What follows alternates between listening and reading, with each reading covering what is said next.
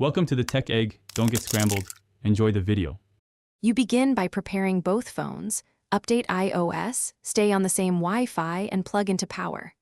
On your old iPhone, open the Watch app and unpair the watch if it's still paired. This creates a backup automatically. That backup contains watch settings and health data, which you'll need. Then, sign into the same Apple ID on the new iPhone and enable iCloud syncing for health and watch. Once done, place the Apple Watch near the new iPhone and keep both devices unlocked.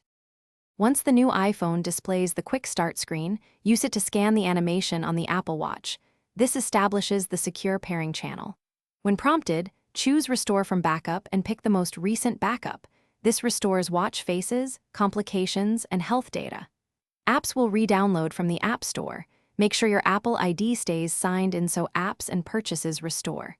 Keep both devices close and do not interrupt the process, because a broken connection can force a repeat of several steps. After the restore reaches completion, finish on-screen setup. Set a passcode, re-enable Apple Pay, and confirm privacy settings. This completes secure features. Verify health and activity data appear on the new iPhone and watch. They should sync shortly.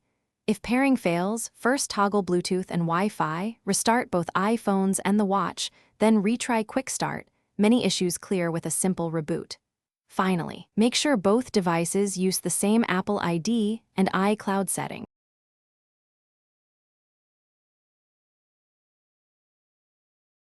Thanks for watching. Consider subscribing if I helped unscramble your problems.